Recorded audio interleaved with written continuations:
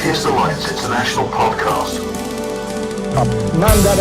I don't make this stuff up. You know, if you put Jesus Christ first, that he'll look after all your bills. It's not fake, it's faith.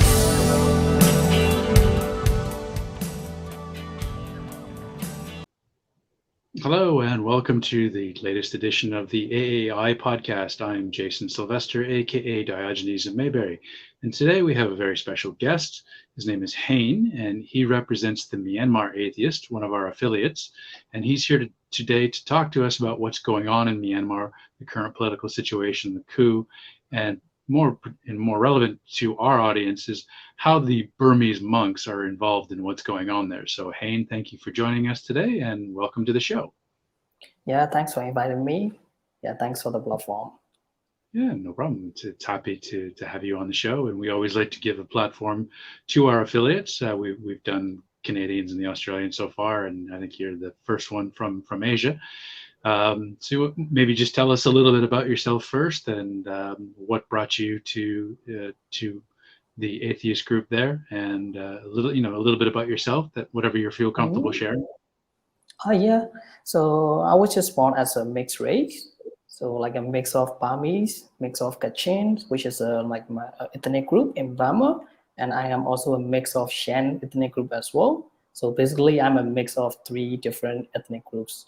And I'm also a mix of 2 different religions as well. So my mom is from the Buddhist society, and my dad is from the Islamic society. So, but in my family, my dad was more dominant, so I had to follow the Islam.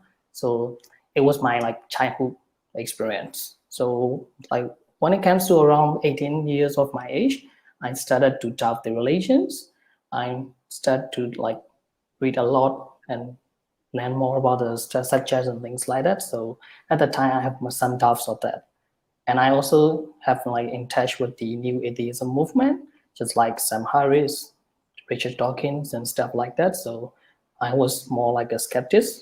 And then I just met with some other people who have already formed this organization, the Burmese Atheists. So I'm not a founder. I'm just a newcomer, like a spokesperson for now. But the group has been here for maybe 5 years or 6 years.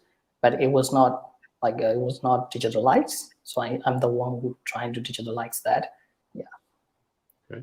So you mentioned your father's Muslim. So I know most people are aware that Myanmar is a fairly strongly Buddhist country. So I would imagine the Muslim community in Myanmar is fairly small, or it's a fairly substantial segment of the population there. Yeah, somehow it is. If you compare to the Buddhist society, it is comparatively less population there.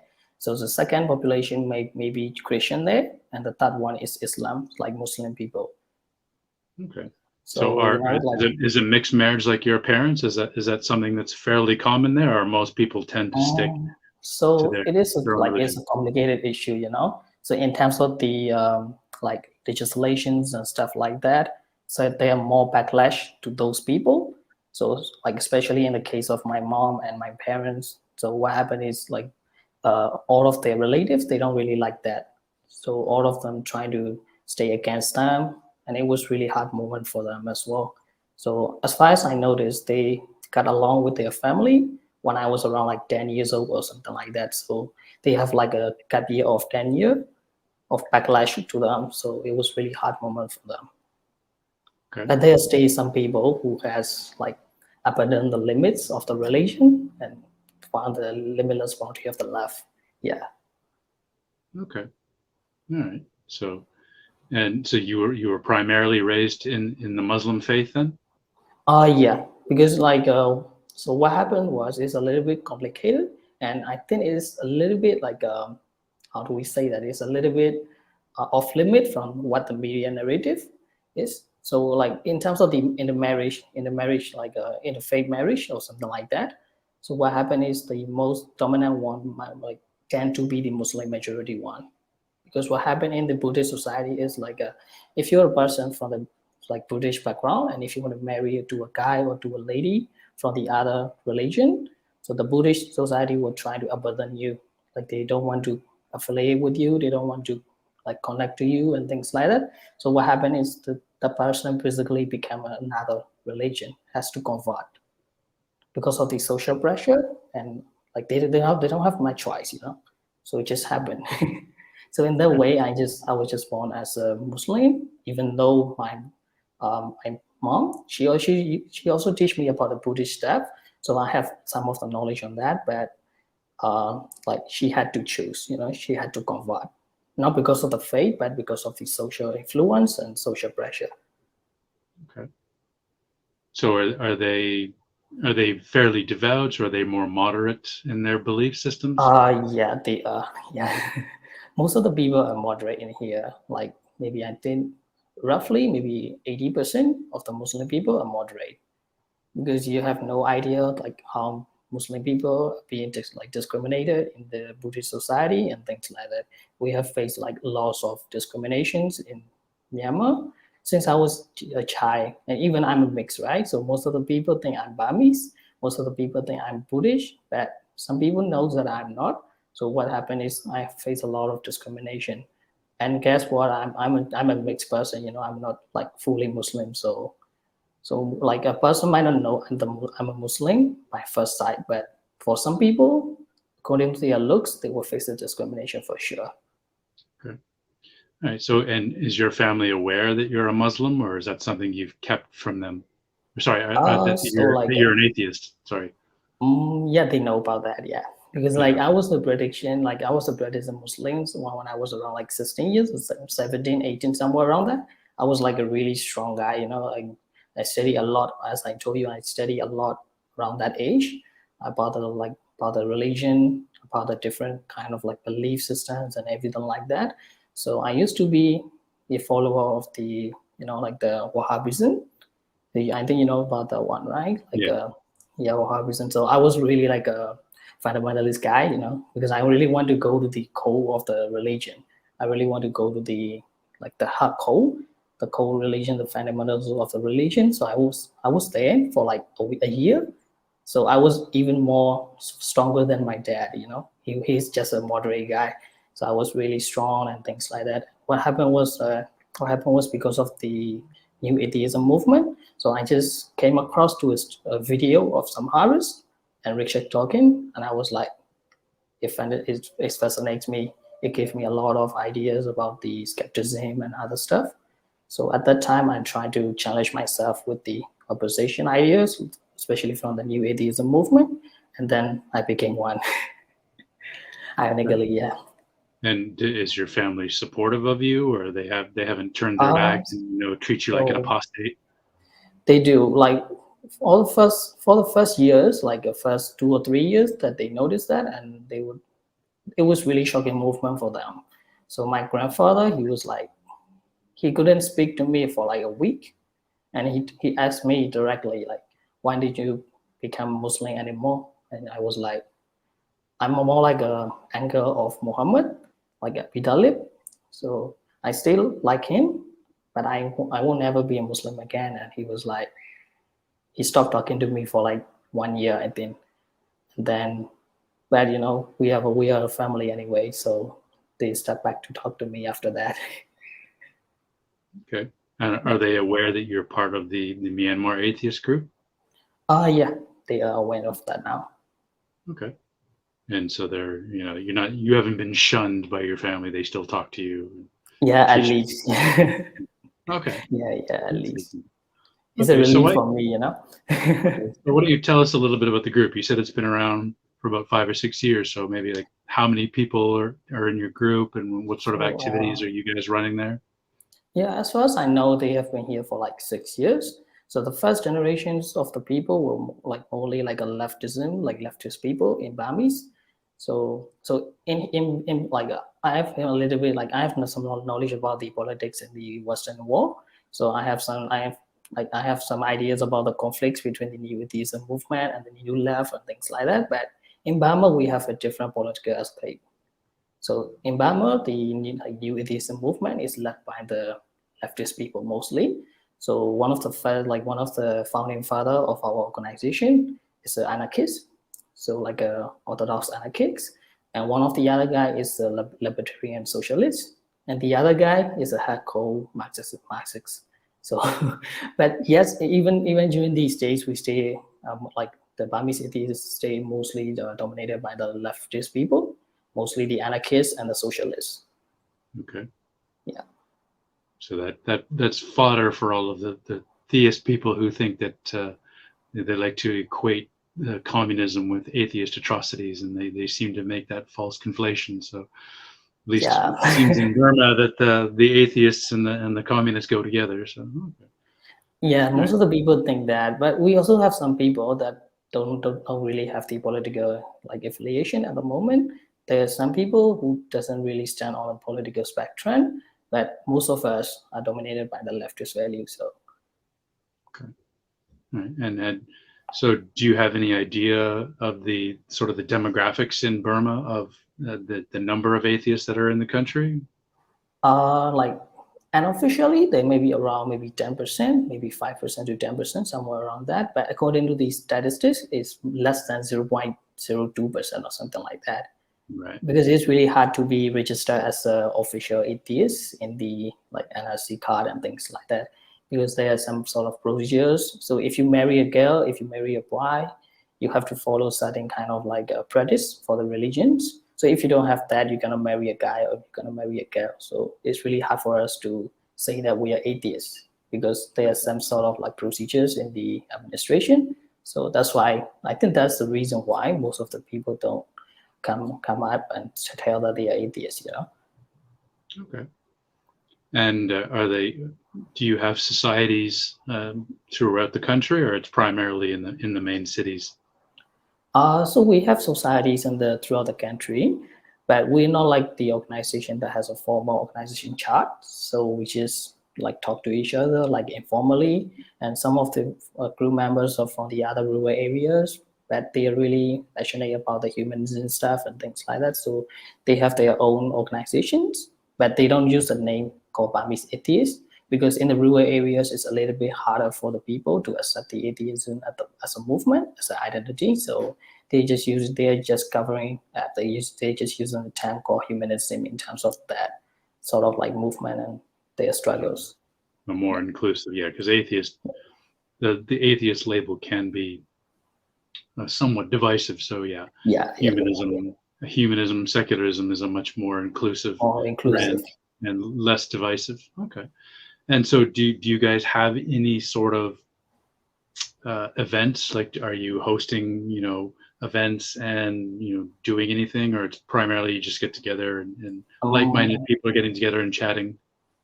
Like back in the day, it is more like-minded people sitting together, talking about the politics, about the social movements and other stuff. But these days we are trying to get more into the political spectrum, because like we really want to advocate the secularism, because like our country is more like a British like supremacy country, So we really want to challenge that. We really want to be a country that is secular. We really want to be a country that is really inclusive. So we also trying to do that. But now we're currently doing some kind of like charity group in terms of the rural areas. So we're trying to distribute some kind of like a relief, medical supplies, and some sort of like foods and some sort of relief plans for the rural people, because we have a like recent coup, right? So it's really hard for some of the people to struggle and to sit, things like that. So it's really hard for them. So we're trying our best to distribute some foods and medical supply to them.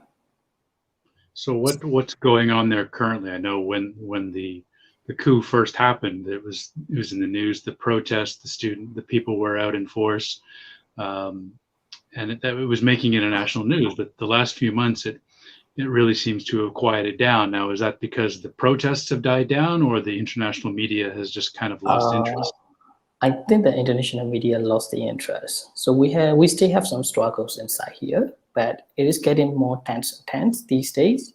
So in the back days, like since around February, March, April, there were more protests.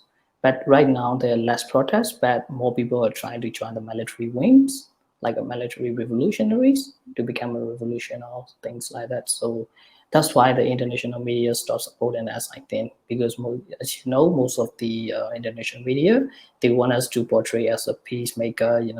They don't really want to support the revolutionary people. They only want to support the people who advocates for the like peace activisms and things like that. So I think that's the main reason. Okay. So there are still protests going on?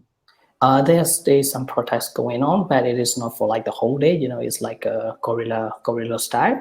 So they protest for like 5 minutes in here, and then they ran to another place, and then they wave the banner, they wave the flags, and they do the slogans, and then they move to another place. So they do that the whole day. So it's really hard for the people, like for the police, to come down and arrest them and things like that. Okay, got it. So the big mass protests that we saw in the spring, those have primarily ended. Yeah, it is ended because we have no choice. Because after we meet up and we do the protest, what happened is after we diverse the people, after we go back to home, what happened is the police raid the houses and arrest them. So in some worst case scenario, they also told the families to pick up the dead body in the police station the next day. So people hesitated to come out and do the protests anymore. Okay. All right. Now, and so back in the spring when all this kicked off, we were aware that some of the extremist Buddhist monks, factions of the extremist Buddhist monks, were supporting the coup. So can you maybe talk to us a little bit about that, about like this wing of militant Buddhism in Burma? Yeah, I think that militant Buddhism, like Buddhist groups, have some sort of connection with the military junta, because they have their shared ideology of the ultranationalism and the religious fundamentalism. Because the military junta is really trying to advocate those people, like for example, we can say Titigu, who is one of the most reputed Buddhist monk in Myanmar. So he is currently now supporting the military publicly.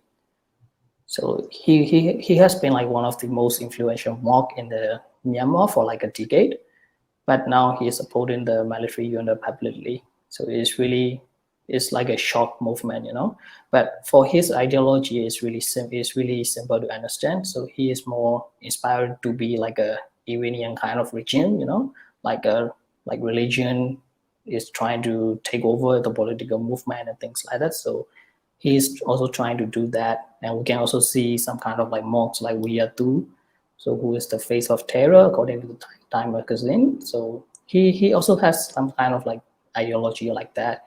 He also want to advocate the ultranationalism, and he also want to advocate the religious fundamentalisms of the Buddhism, and plus the Islamophobia as well. So it is really hard for us to stay against them, because they have the Buddhism as their cover, So it's really hard for us to speak out against them, but so we stay do, and we're also trying to expose their homophobia, conservative values like homophobia, transphobia, and their hypocrisy ideas. Because sometimes, especially for Titigu, he always speak to be a peaceful and a fake monk and things like that. But in the reality, he's trying to endorse the military junta, who is really Islamophobic, and we were really racist and things like that. So we're trying to expose them as well.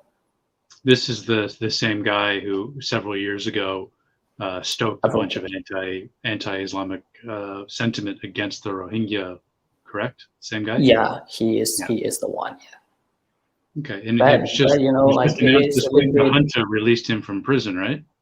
Yeah. And it's a little bit ironic that he was once used to be the most prominent person in the field of peaceful interfaith society, So even these days, some of the Muslim groups, Muslim religious group and interfaith group, stay trying to endorse him, even though he stands for the military junta, who are Islamophobic and racist and other stuff. So it's a little bit kind of complex, complicated, So do you have a sense of what the general populace in Burma think of this man? Do the majority support him, or the majority hate him, and He just So, has a bunch of fanatical followers, or what's the um, general feeling of this guy?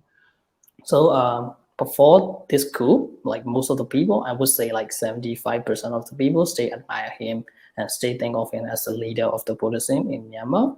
But after this coup, I'm pretty sure that he has lost some of his reputation for sure. Maybe it might jump down from like 75% to 50%, something like that, Not 100% sure, but we can safely guess that. Yeah. So even though he was Islamophobic, he still had 70% support from people. Yeah, and including the Muslim society as well, ironically. Yeah, that is rather ironic, isn't it? So Yeah, it is really ironic. Because he used to be one of the prominent one for the interfaith movement. He has been there for like 10 years of that record, being a leader in the interfaith movement, and he also inspired the Iranian regime. So I think instead of dividing the identities like race and religion, we can say he is just a religious fundamentalist. He's not the Buddhist fundamentalist. He's a religious fundamentalist. So we could safely say that. okay. And do you think his release from prison this week do you think that was politically motivated because he supports the coup? Sorry, I think you were telling about the Weirdo as well, right? So the guy who was released from the jail was the Weirdo, and the guy I was talking about is the Tidaku. So they are like Okay. different Right. person. Different person. Yeah, Okay. different Sorry. person. But Weirdo was always have been a racist, always has been a traditionalist. So he has a bad record, and most of the people hate him, except the right wing of the people. Okay. And what do you know what he was in jail for? He was in jail for I think like in the name of like blasphemy, I think, and the conspiracy against the people in a city. So what happened is I think he led a riot or something like that, and some people got killed because of his influence. So that's why he was in jail. And another time he did some things to like a blasphemy things, so he got sentenced for the blasphemy law. So he has been in the prison for like 2 times. Okay. And is this guy, is he a supporter of the coup or he's against it? Yeah, he is. He is. The military unit just released him like a few weeks ago. Right. And so do you think his release was politically motivated because he's one of their supporters and that's why they let him Yeah, go? yeah, he's like a leader of the right wing people in Burma. So if we use the political spectrum, right? So we have 2 spectrum in Burma, like 3 spectrums in Burma right now. So we have the right wing people who are really in favor of the military junta. So who might say publicly, but there are some moderates who don't really say it publicly, but there are some people that really say it publicly that they support the military junta. So we can say they are right wing people, and we have some like centrist people who are the supporter of the current like previous government, the NLD, the NUG, and other stuff. So we have those centrist people. So they just like it, and they just oppose the military junta only because they have their interest and they have their aspiration for the state consular. It is the sole reason, we have the populace in the middle, and they have some like left wing people as well.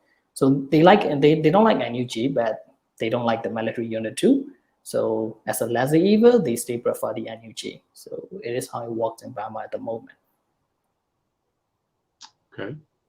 And so do you have a sense of what people there are thinking now, or are some of the, or at least a segment of the population maybe turning away from this radical Buddhism and seeing that how it's supporting the coup and turning more to a more moderate, both political and religious mindset? I think it has always been this way, as far as I know, I have some friends in the like right side as well, like on the right wing people, because we have to deal, I used to be a student, so I have some friends who are from the military background, and I have some friends who are the follower of that weirdo guy. So I had a conversation with them like recently as well. So they still think he is doing right, and they still think that military is doing the right thing. So there will be some people who converts to the another spectrum in the meantime, but it is less likely to be really less, maybe less than 5%, maybe. But most of the people, they are just fanatic. So they think they are right, and they think the military is doing the right thing as well. So I think I would say like safely we can guess like maybe 5% of the people, they just trying to change their view and mindsets about the group. But most of the people, they stick to their own idea. They stick to their original ideology.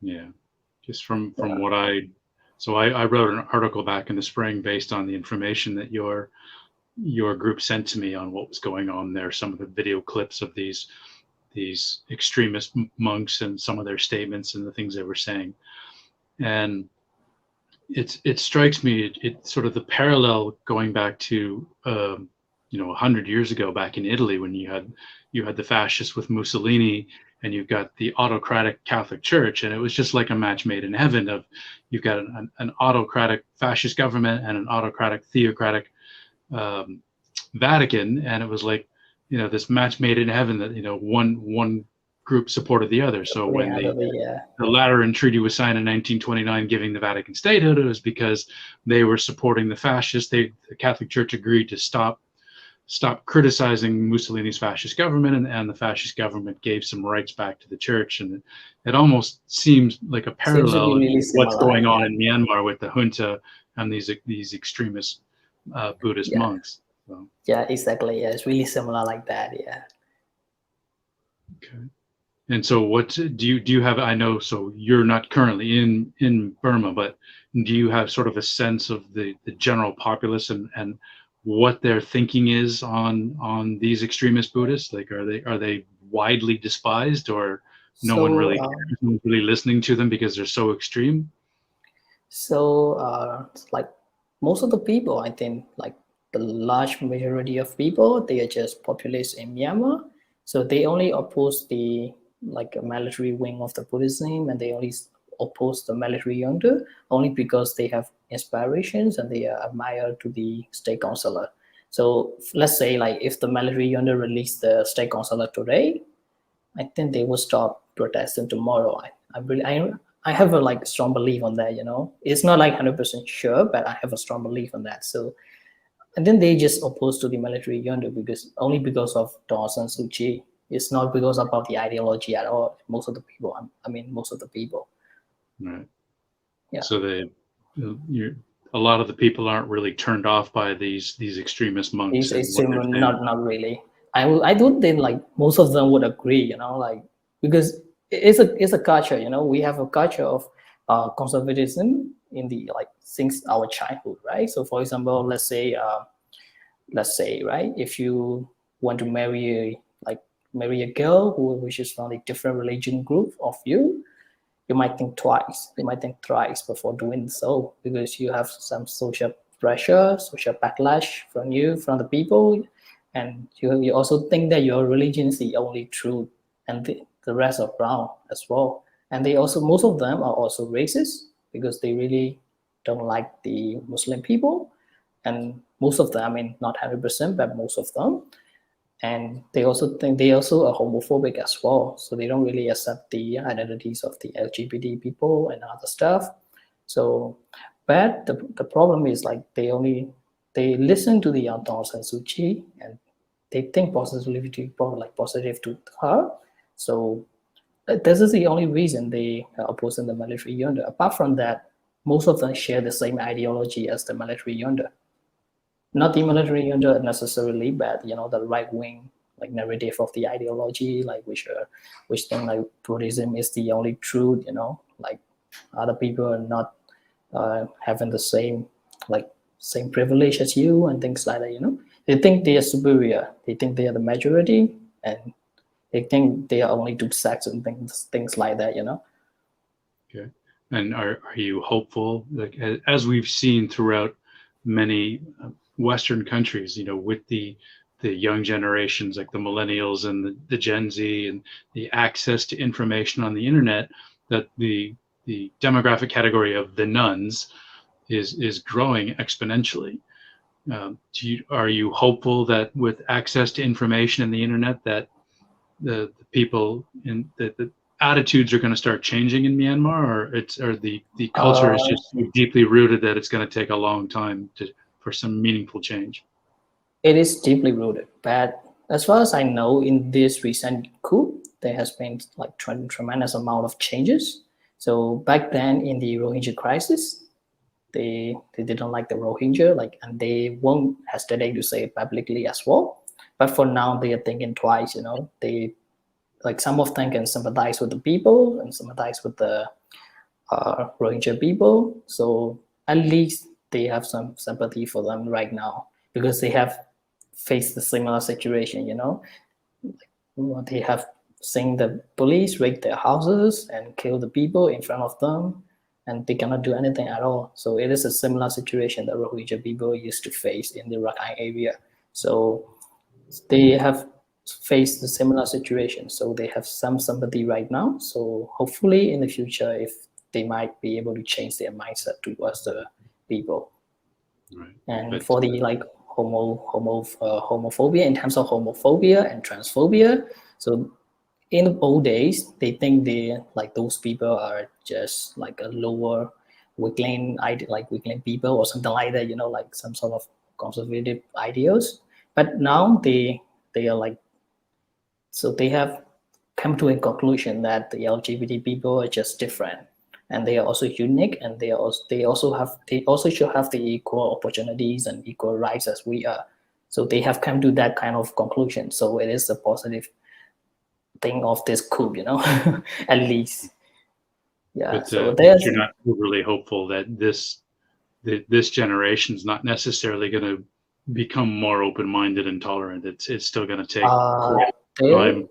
there are some certain amount of people that are really open-minded, and you know, like they're more open-minded. Yeah, I would say more open-minded, but there's a significant amount of people who will stay conservatives and stay like cling to the old ideologies and things like that. So it's going to take quite a bit it longer takes than quite a bit we're long. seeing. Yeah, I think it would take at least like a decade to reach to the conclusion that all the people are, you know, so like all the people should be equal. All the people should have the equal opportunities, and all the people are the global citizens. You know, so it would need a time, like certain amount of time, to reach to that conclusion. Okay. Well, there's hope at least. So Hopefully, yeah. you know, as the older generation dies off, and a lot of those old prejudices will go with it, and the younger generation, your generation that's in university now and being exposed to all this new information and the IT and access to information. So hopefully that will start filtering through, and those changes will start becoming sort of the norm in Myanmar. Yeah, hopefully we really look forward for that as well. Yeah, and we're also trying to advocate the best we can. You know, we are trying to also do like some translation projects that we think of really good. So for example, so I'm trying to make some like translation videos from the west, or like from the western like media narratives about the struggle against sexism, for the struggle against the homophobia and stuff like that. So we are also doing that. Like we're an atheist group, but we don't really stand only for this atheist and secularist stuff. We also like demand the equal rights and humanisms and other stuff. So we're also trying to do that one as well. But there are also some respective organization for those struggles. So we have some feminist group in Myanmar. We have some LGBT core in Myanmar. You know, so we also have some sort of organization for them too. So hopefully we might be able to form an alliance between them. It will be really beneficial for the people.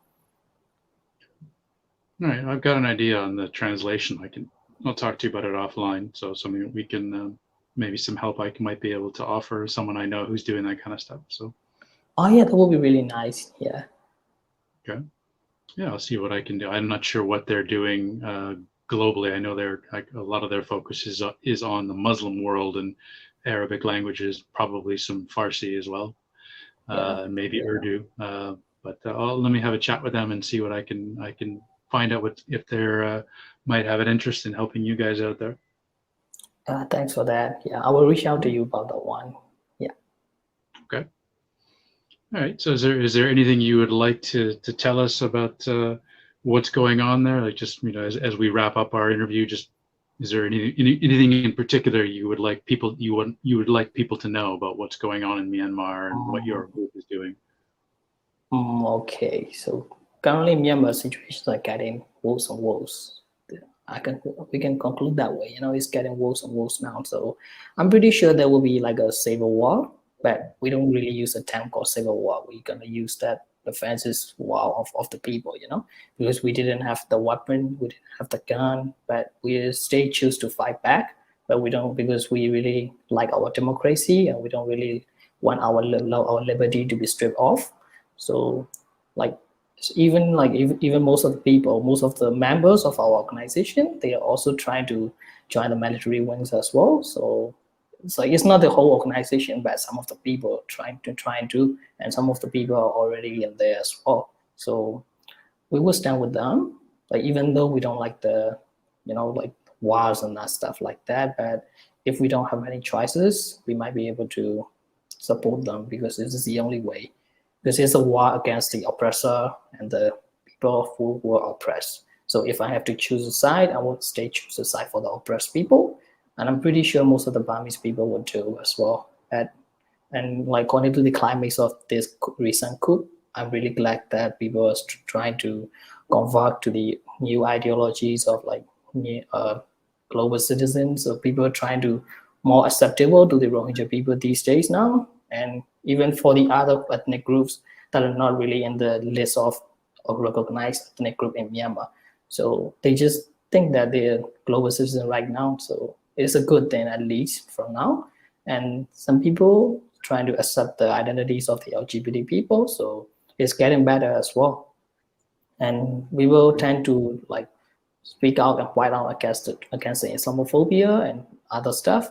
So it's getting better as well. But there's one thing that I would have a caution on, like just as what happened with Van and Sam Harris, that interview, right? So I'm a little bit concerned about the regressive left.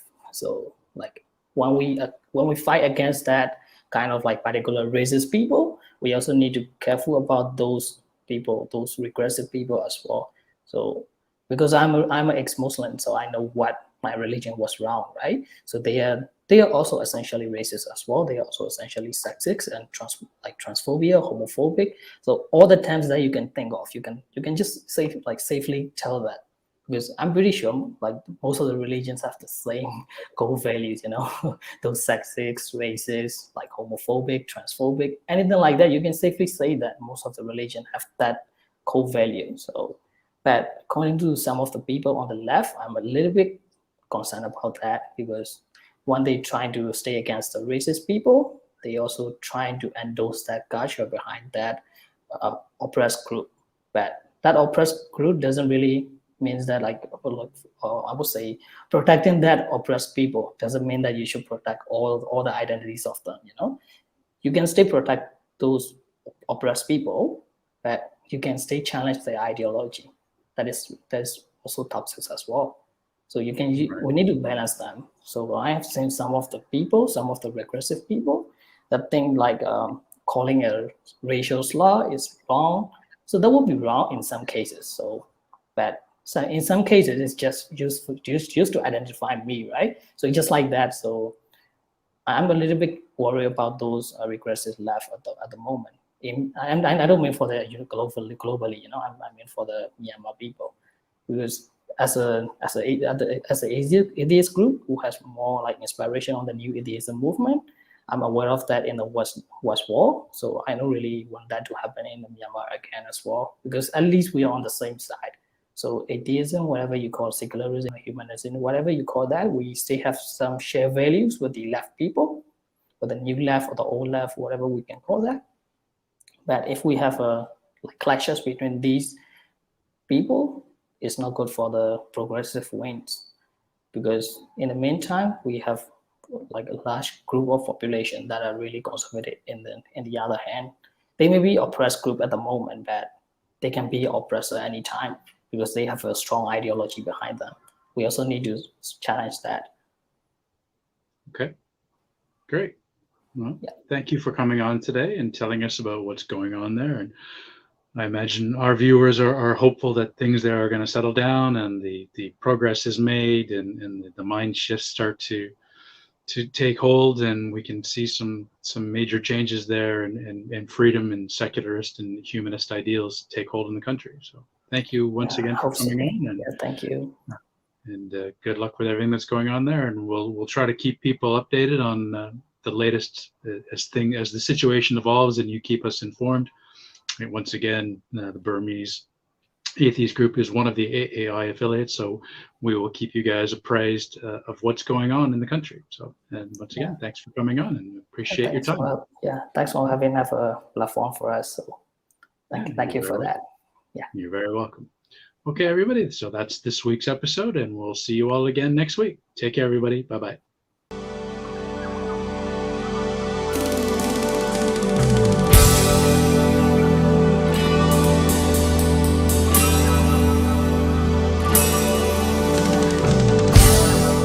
Okay, thanks for listening, and don't forget we're on YouTube, so follow us on YouTube. Just search for Atheist Alliance International, and please subscribe and hit that notification bell. We're also on all of your favourite podcast platforms, so make sure that you follow us on there as well.